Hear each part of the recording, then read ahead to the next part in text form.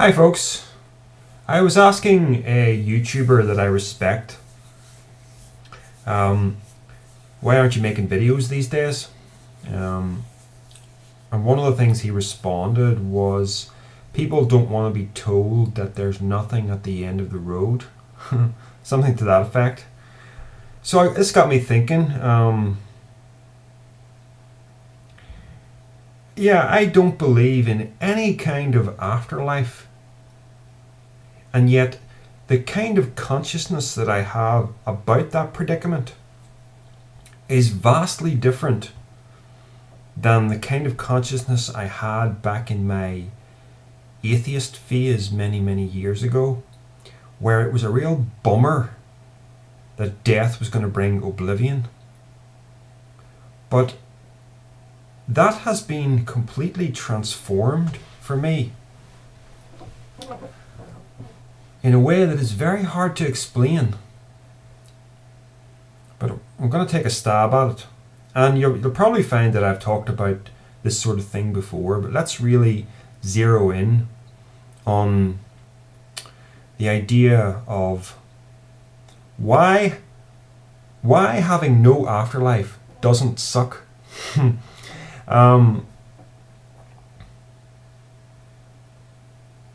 the thing about it is, when you're completely focused on the future, when you're saying things only matter if I can attach them to something in the future, then that is a colossal missing of the point.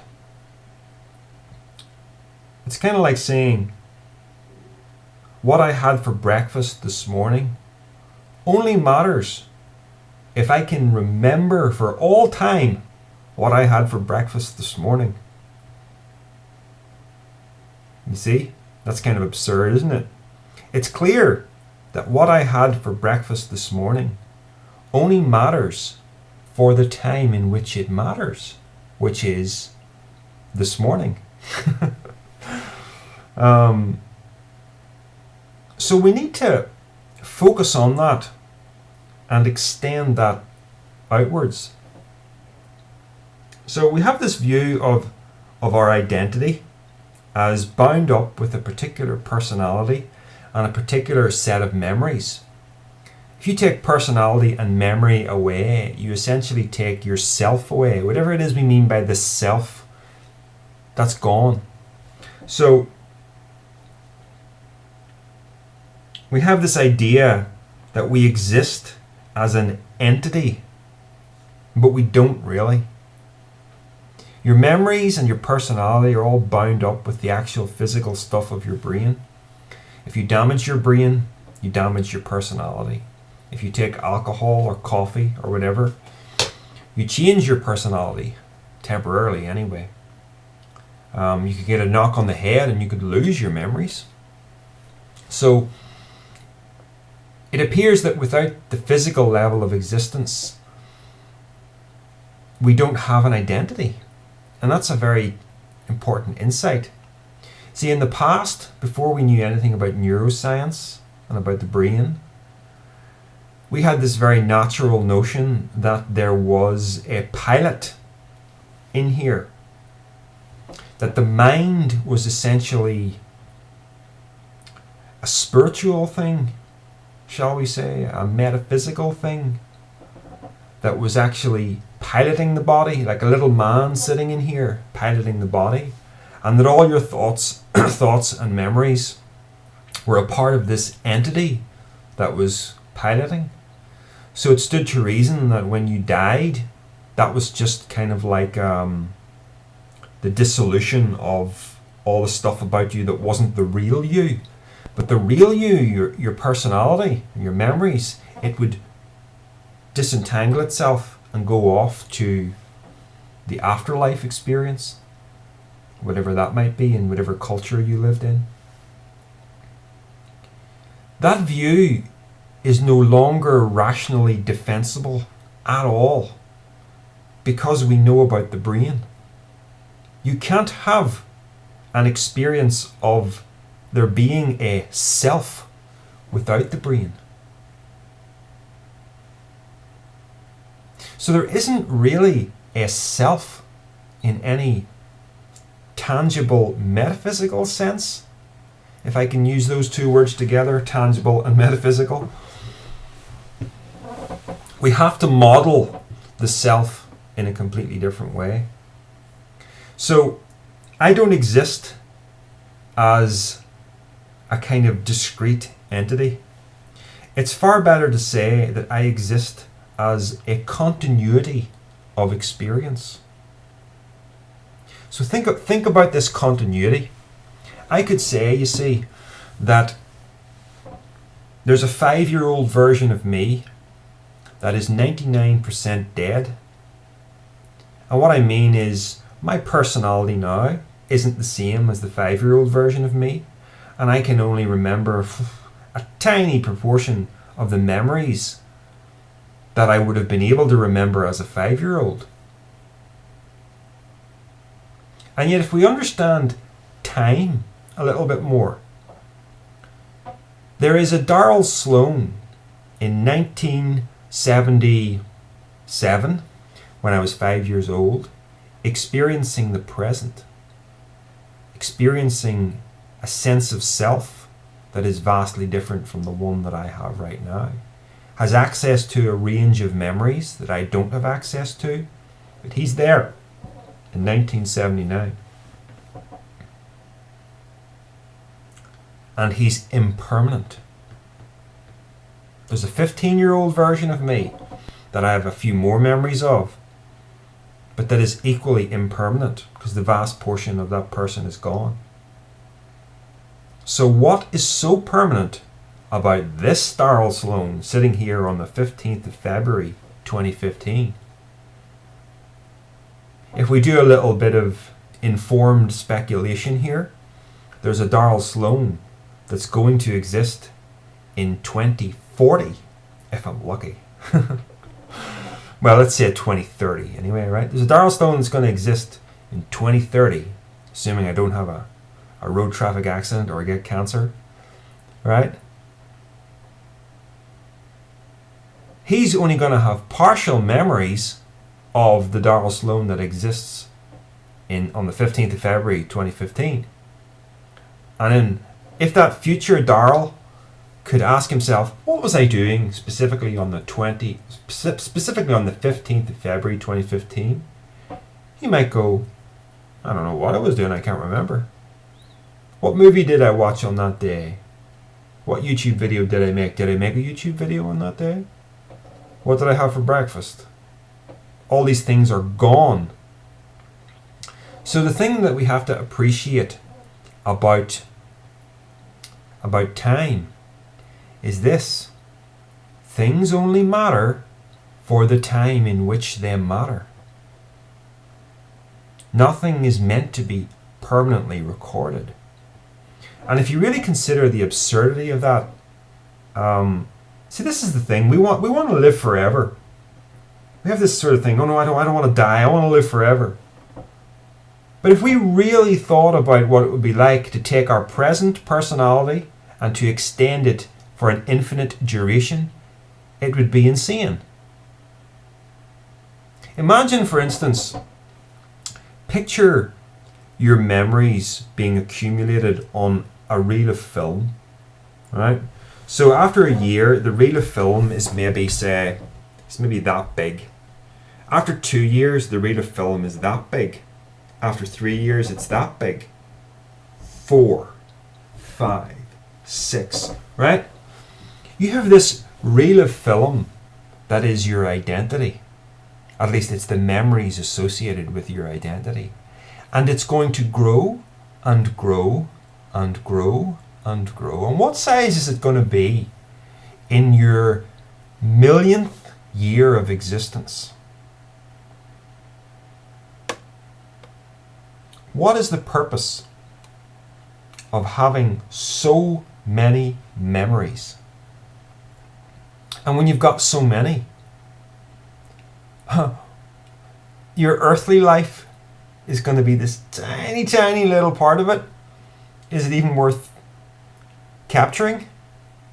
So you see the absurdity of the idea of the preservation of the self for eternity.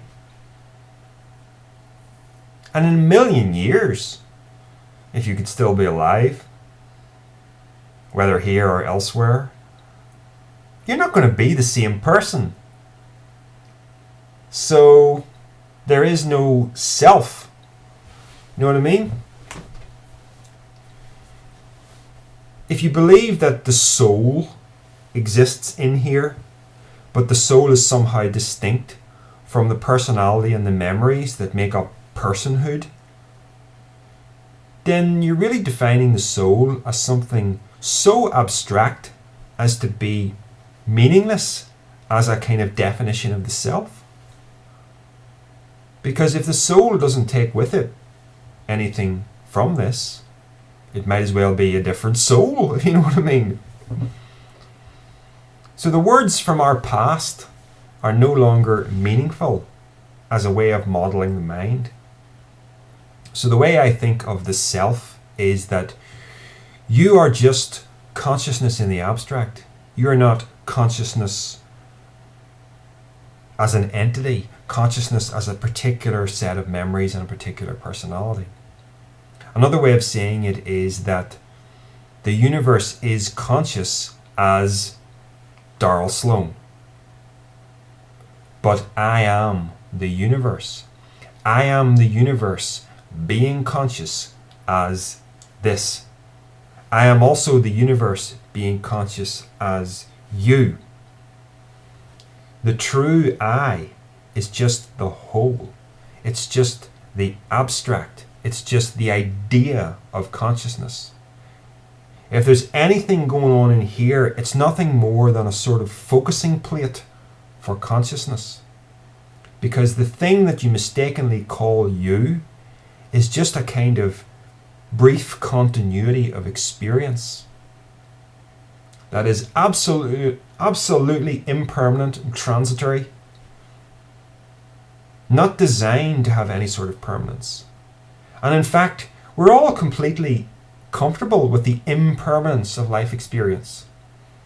How many of us really feel incomplete because we've lost all sorts of memories from the past? I don't. So what's the big threat in death? You're gonna let go of who you are right here, right now. You're gonna let go of these memories. Chances are you're not going to remember this day 20 years from now. So, is death really the big ogre? No. Time itself is going to erode who you think you are. It's going to erode your present identity, not death. So death doesn't really matter. Death only really matters in the sense that you as an organism have a survival mechanism that wants to stay alive. And all death is a break in the continuity of your experience, of the experience of consciousness, where a particular identity is snatched away before you were ready to naturally let go of it. Because if you could have lived on, you would have naturally let go of it. You would have become someone else. You would have forgotten most of the stuff that went before. See what I mean?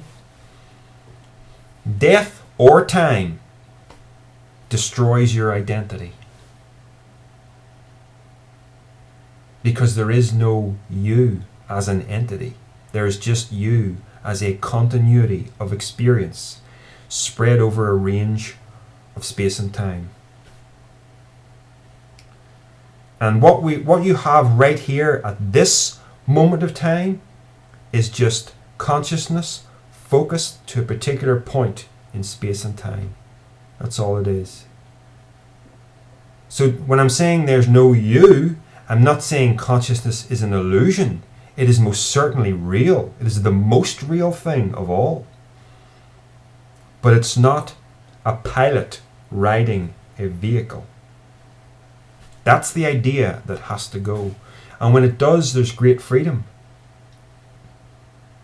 So it's not about getting to an end of the road. So when we say there's nothing at the end of the road, that's kind of like, that statement only makes sense if you believe in a self that rides the body. That statement is a nonsense statement if there is no self. Because if there is no self, then there's no self to go somewhere, to get to somewhere. There's just consciousness happening, spread out all across time. So, our focus is in the wrong place. We need to get our focus off some kind of destination, which is entirely hypothetical, onto the present moment. Consciousness is here and now. And it's here and now. And it's here and now. You see what I'm getting at? Here and now. There's 4 moments of time that are all the present moment. So let's stop thinking about a future, because the future only happens as the present. Here and now. This life is meant to be played with here and now for its own sake, not because there's a place to get to. And that's a vastly different kind of consciousness than an atheist who is bummed out about the fact that he has to die someday because he believes there's an entity in here that's going to die. No. I am alive and well as a 5-year-old boy in 1979, because 1979 is the present. 2015 is the present. 2030 is the present. It's the present right now at 28 minutes past 11.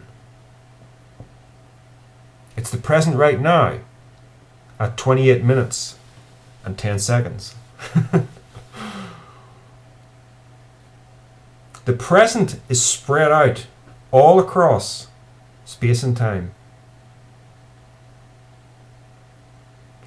You know, I had a big epiphany about this one time. And I came to understand that the godlike perspective on time that I would have understood as a Christian, that God stands outside of time, that he sees all of the moments of time as an eternal present. I came to understand that that moment, of course there is no God as a being as such, but I understood that that moment was this moment. I had been conceiving it as a kind of outside of time, but this is the moment that's the present moment. And this is the moment that's the present moment. It's not somewhere else other than right here. So there is nowhere to get to. There's no end of the road. And I know I'm kind of just rambling at this point, but there's an incredible sense of freedom that hits you. And like anybody, in the general run of life, I tend to forget about it, and I get caught up in life and worried about what's going to happen and everything else. But you can see that when I focus on it, I tend to get excited about it. Because this takes you back to the playfulness that life is supposed to be. The playfulness for its own sake in the here and now. Okay, take care, folks.